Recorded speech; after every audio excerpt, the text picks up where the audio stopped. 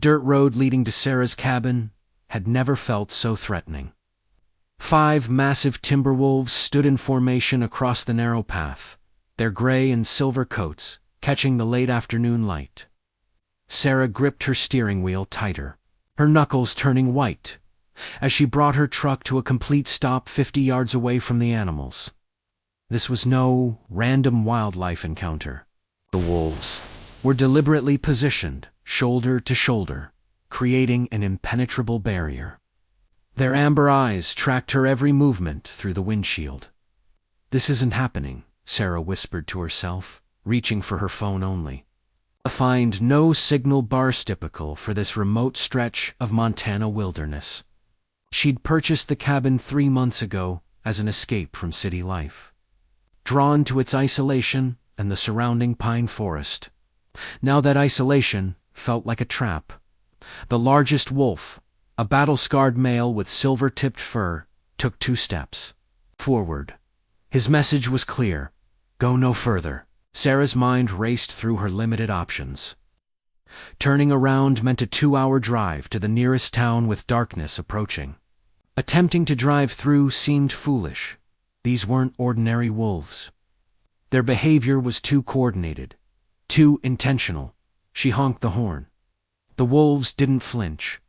Sarah reached for the rifle she kept locked in her glove compartment. Precaution her father had insisted upon when she bought the property. Her hands trembled as she loaded it, though she had no intention of shooting unless absolutely necessary. The wolves remained motionless, their breath visible in the cooling air. Sarah noticed something else, unsettling. Not once had they communicated. With each other, no yips, no growls. They moved with silent understanding, as if following an unspoken command. Behind them, through the trees, Sarah could just make out the roof of her cabin, so close, yet unreachable. As the minutes ticked by, she realized this standoff could last indefinitely. The wolves showed no signs of tiring or losing interest. What troubled her most wasn't just their presence, but their purpose. Wolves typically avoided humans. These 5 seemed to be guarding something, or waiting for someone. As the sun dipped lower, behind the mountains, casting long shadows across the forest floor, Sarah made a decision. She couldn't sit in her truck all night. She'd have to try another approach. Carefully, she opened her door and stepped out, rifle held loosely at her side. "I just want to go home," she called out, feeling ridiculous for addressing them, as if they could understand. The lead wolf's ears twitched forward. For a brief moment, Sarah could have sworn she saw something almost human in those amber eyes. Intelligence, purpose, and most disturbingly, recognition. Sarah's cabin sat in eerie silence, surrounded by towering pines that swayed gently in the evening breeze. From her position in the truck, now parked off to the side of the road, she could see 2 more wolves had taken positions near her front porch. Their arrival had been silent, materializing from the forest like ghosts. Night was falling rapidly. Now, Sarah had retreated to her vehicle after a brief standoff, realizing that approaching on foot was too dangerous. She'd flashed her headlights periodically, hoping to attract attention from any passing vehicles, but the remote access road rarely saw traffic, especially after dark. Through her binoculars, she studied the wolves, circling her property. They moved with purpose, establishing a perimeter. One particularly massive black wolf sat directly on her porch steps, its posture almost regal as it surveyed the clearing. These weren't ordinary predators seeking food. They were sentinels. Sarah's cabin windows reflected the last orange light of sunset. Inside was everything she needed: food, water, warmth, and most importantly, her satellite phone. The regular cell service was non-existent, but the satellite connection could reach the ranger station. If only she could get inside. "What do you want?" she whispered, watching through the binoculars as one wolf raised its head, seeming to look directly at her despite the distance. The temperature was dropping quickly. Sarah had emergency supplies in her trucker blanket, some protein bars, and water, but spending the night here was a daunting prospect. The wolves showed no signs of leaving, if anything. Their number seemed to be growing as shadows moved between the trees. Sarah's mind raced through local legends she'd heard since moving here. The old-timers at the general store spoke of the forests with reverence, telling stories of ancient packs that had roamed these mountains since before human settlement. They described wolves, larger and more intelligent than any documented by science. Creatures that understood territory, boundaries, and respected certain human dwellings, while rejecting others.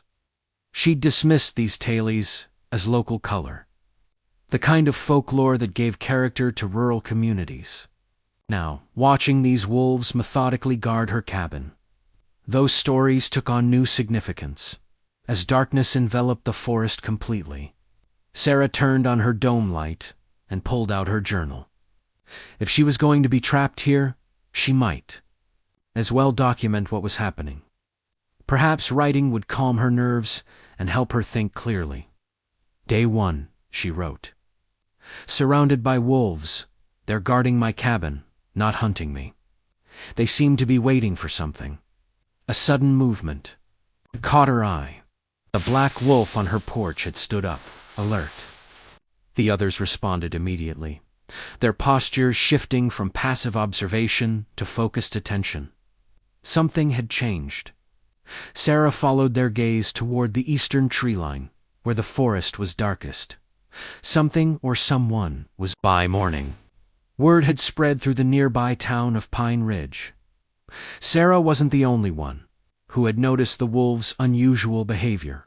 3 pickup trucks were now parked alongside her own vehicle, their drivers standing in a tight cluster, speaking in hushed tones while keeping a wary eye on the wolf pack. Sheriff Mike Donovan, a weathered man in his 50s who had served the county for over 2 decades, peered through his own binoculars. Never seen anything like it, he muttered. Called the Wildlife Service. They're sending someone, but it'll be ours. Local hunter Hank Reeves spat on the ground. Don't need no Wildlife Service. Need some rifles and volunteers? Nobody's shooting anything, the sheriff replied firmly. These animals aren't acting aggressive. They're just guarding. Sarah had spent an uncomfortable night in her truck, drifting in and out of restless sleep. The wolves had maintained their positions throughout the darkness, their eyes occasionally reflecting the moonlight like eerie lanterns. By dawn, she'd counted 12 wolves in total land, unusually large, gathering for a single pack. Ms. Carter, Sheriff Donovan addressed Sarah. Any idea why they might have taken an interest in your property specifically? Sarah shook her head. I've been here 3 months. Never had any issues with wildlife. I keep my distance, store food properly. Everything by the book. Ellie Thompson, the elderly owner of the general store, had arrived with coffee and sandwiches for everyone. Her ancient station wagon was parked at the rear of the impromptu gathering. Unlike the others, she seemed more fascinated than frightened. The old stories, Ellie said, her voice carrying despite her age. My grandfather used to tell me about the guardian wolves. Said they only appear when something important is about to happen. The sheriff rolled his eyes slightly, but Sarah found herself listening intently. What kind of important things? She asked. Ellie's eyes crinkled.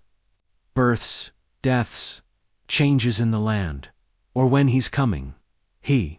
Sheriff Donovan couldn't keep the skepticism from his voice. The Alpha King, Ellie replied simply, as if it were common knowledge. Not just any alpha, the one they all answer to. A park ranger's vehicle pulled up, adding to the growing collection of onlookers. Ranger James Chun stepped out, equipment in hand. He approached the group with the confident stride of someone used to wildlife encounters. I'd advise everyone to keep their distance, he announced. I'm going to try to assess the situation. I wouldn't, Ellie warned. But Chun was already preparing his tranquilizer gun. He made it exactly 10 steps toward the cabin before the wolves responded. They didn't growl or bare their teeth. They simply stood, all 12 of them, their bodies oriented toward the ranger in perfect unison. The message was unmistakable. No further. Chun stopped, professional confidence giving way to primal instinct. He slowly backed away until he rejoined the group. I've never, he began, then cleared his throat. This isn't standard wolf behavior, not by any stretch. As the morning progressed, more vehicles arrived. News traveled fast in small communities. Yet despite the growing crowd of onlookers, not a single person dared approach the cabin or the wolves that guarded it with such silent determination. Midday brought sweltering heat to the forest clearing. The standoff had stretched into its second day, with the wolves showing no signs of fatigue or diminished vigilance. If anything, their numbers had grown 15 now, by Sarah's count. Arranged in a loose semicircle around her cabin, the human presence had also expanded. Local news had picked up the story, and a small television crew maintained a respectful distance, filming the scene while a reporter spoke in hushed tones to her camera operator. Several wildlife experts had arrived. Their heated debates about pack behavior, occasionally rising above the murmur of the crowd. Sarah sat on the hood of her truck, exhaustion evident in the dark circles under her eyes. Sheriff Donovan approached, offering a fresh bottle of water. Wildlife Service is bringing in a specialist from Yellowstone, he informed her. Someone who's studied wolf behavior for decades. Should be here by evening. Sarah nodded absently, her attention fixed on the cabin that had become both home and fortress. What if they never leave? She asked quietly. The sheriff had no answer for that. A tense moment arose when a self-proclaimed wolf expert attempted to approach the cabin. Armed with what he called wolf-calming pheromones, he made it 20 yards before the largest silver wolf detached from the group, intercepting his path without aggression, but with unmistakable purpose. The man retreated quickly, his scientific confidence shattered by the wolf's intelligent gaze. As afternoon, shadows lengthened across the clearing, Ellie Thompson returned, this time bringing her grandson, a Blackfeet man in his 30s, named Daniel. Unlike the others, who maintained a nervous distance, Daniel walked calmly to where Sarah sat. My grandmother says, "You're at the center of something important," he said without preamble. Sarah laughed, a short, tired sound. "I'm at the center of being locked out of my own home." Daniel studied the wolves thoughtfully. They're waiting. These aren't just any wolves. The elders would call them Omakapisi, the great wolves. They appear in our stories as messengers and guardians. Messengers of what? Sarah asked, surprising herself with how readily she accepted this explanation. After 2 days of inexplicable events, change, Daniel replied simply. They mark boundaries between worlds, between times. When they gather like this, ... He gestured toward the silent sentinels. It means the veil between those worlds is thinning. The sheriff, overhearing, shook his head. With all due respect to your traditions, we need practical solutions here. Daniel wasn't offended. The practical solution is to wait. He's coming. The Alpha King, Sarah said, remembering Ellie's words. Daniel nodded. That's what the old stories call him. As the conversation continued, a strange hush fell over the gathering. The wolves, previously stationary, had all turned their heads, in unison toward the northern forest. Their posture changed, subtly not. Tense, but attentive, expectant. Something was approaching. The humans felt it too. A prickling awareness that silenced conversations mid-sentence. Even, The skeptical sheriff found himself staring at the tree line and instinctively moving toward his holstered weapon. The silent standoff was about to end. The first sign wasn't visual, but auditory, a howl that seemed to come from everywhere, and nowhere at once. It resonated through the clearing with such depth and power that Sarah felt it in her chest more than her ears. The sound was ancient, primal, yet carried notes of something almost musical in its complexity. The wolves around the cabin responded immediately, their own voices rising in a chorus that made the hair on Sarah's arms stand on end. This wasn't the eerie, mournful howling often depicted in films. This was communication complex, layered, and purposeful. "They're calling to him," Daniel said quietly, his expression one of reverence rather than fear. The gathered humans stood, transfixed, as the howling continued for nearly a minute before tapering into silence. In the stillness that followed, even the forest seemed to hold its breath. No birds called, no insects chirped. The world waited. Sheriff Donovan broke the spell, turning to address the growing crowd. "Folks, I think we should consider backing up a bit. Give whatever's coming some space." Most heeded his advice, retreating to their vehicles. A few, including the news crew, held their ground, cameras trained on the northern tree line.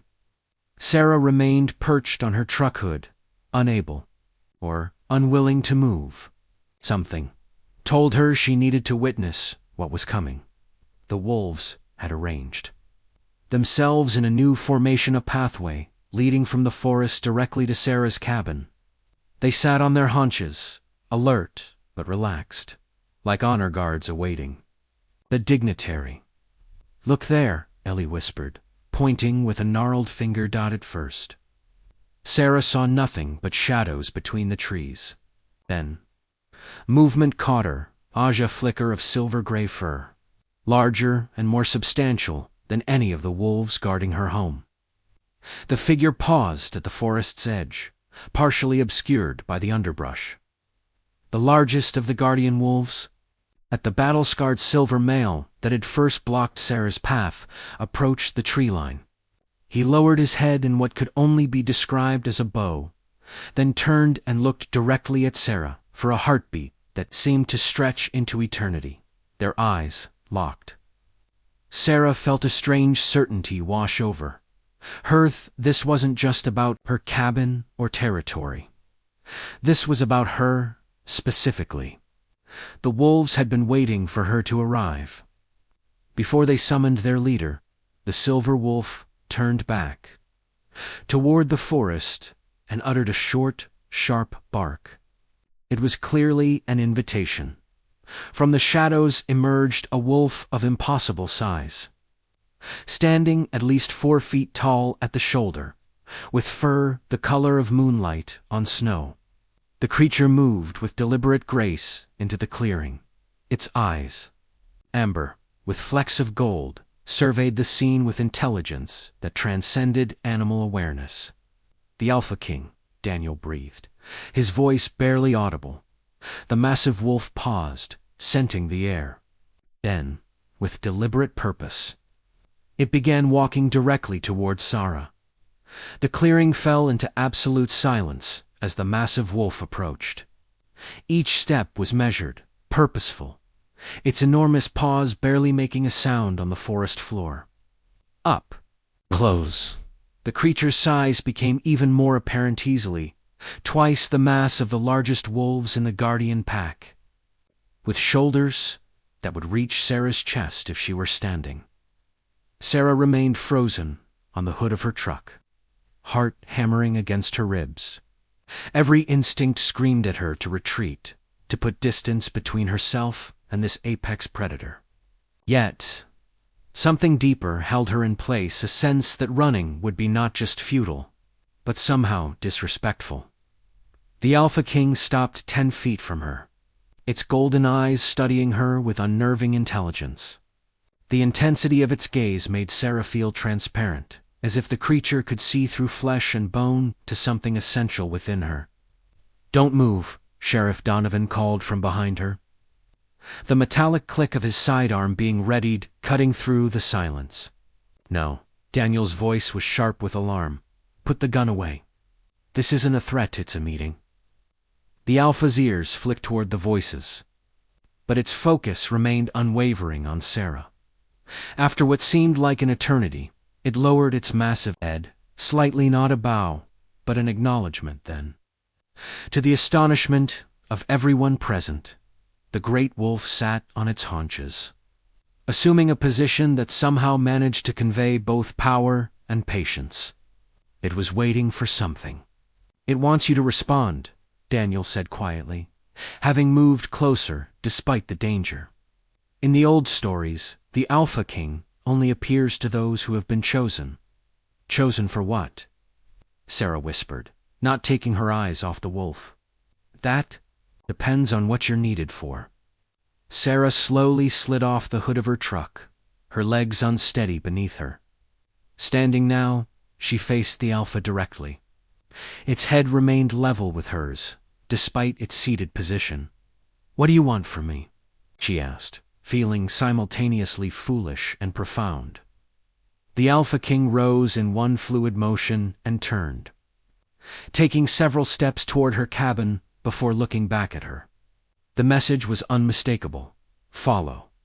Against the urgent warnings of Sheriff Donovan and the gasps of the onlookers, Sarah began walking behind the enormous wolf.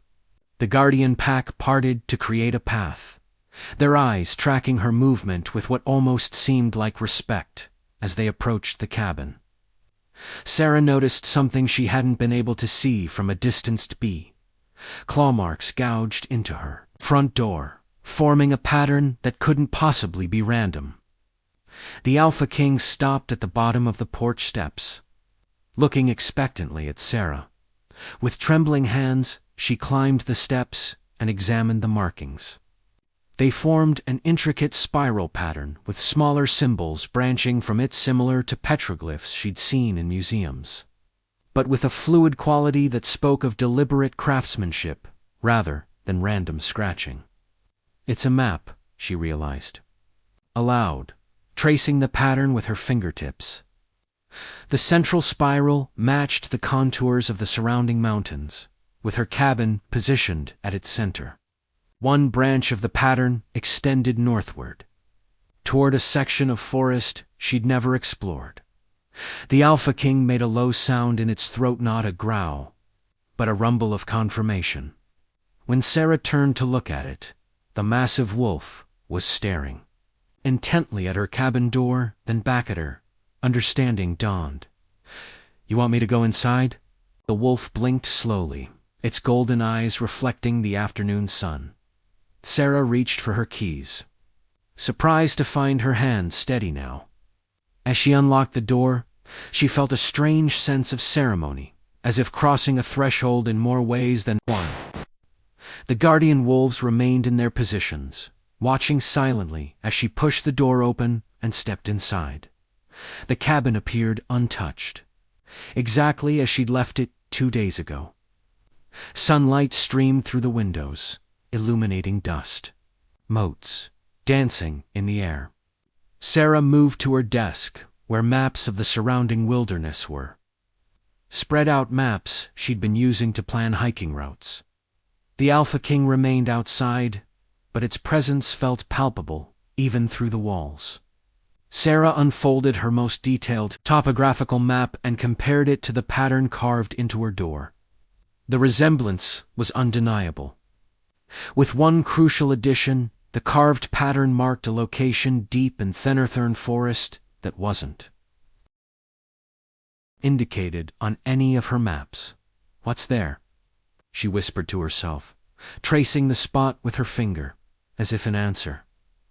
A howl rose from outside, the Alpha's call this time, but a warning from one of the guardian wolves. Sarah rushed to the window to see the crowd of onlookers had grown restless, with several men, including Hank Reeves, advancing with rifles raised. The confrontation unfolding outside Sarah's cabin window threatened to erupt into violence. Sheriff Donovan stood with his arms outstretched, trying to hold back Hank and 3 other armed men who had decided the wolves posed too great a threat to be left alone. "This has gone on long enough," Hank shouted, his rifle aimed at the nearest guardian wolf. "These are dangerous predators, not mystical messengers." The guardian wolves had risen to their feet, hackles raised but making no move to attack. They formed a protective circle around the Alpha King, who remained unnaturally calm despite the weapons pointed in its direction. Sarah burst through her front door. "Stop! They're not here to hurt anyone." Her sudden appearance momentarily distracted the armed men. In that crucial moment, the Alpha King threw back its massive head and released a sound unlike anything Sarah had ever heard. Not quite a howl. Deeper and more resonant, with harmonics that seemed to vibrate the very air. The effect was immediate and astonishing. Every wolf in the clearing, including the Alpha itself, lowered their heads to the ground in perfect unison, assuming a position of complete submission. Their ears lay flat, their powerful bodies pressed low to the earth. The armed men faltered, rifles wavering as they witnessed this unprecedented display. Even Hank Reeves, his finger still on the trigger, seemed unable to fire upon creatures showing such clear defense. "Look at them," Daniel called out, his voice carrying across the clearing. "They're showing us the way." Indeed, the wolves' submission created a powerful visual 15, predators humbling themselves, demonstrating that even the most fearsome creatures understood the concept of respect and restraint. Sheriff Donovan seized the moment. "Lower your weapons, now." Reluctantly, the men complied, the immediate tension dissolving into confused murmurs. Sarah descended the porch steps, map in hand, and approached the Alpha King. The massive wolf raised its head as she neared, its intelligent eyes meeting hers once more. "You want me to find this place," she said, holding out the map with the marked location. "That's why you came to my cabin. You need someone who can understand the map."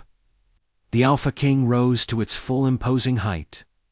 It looked from Sarah to the northern forest, then back to her, its intention unmistakable.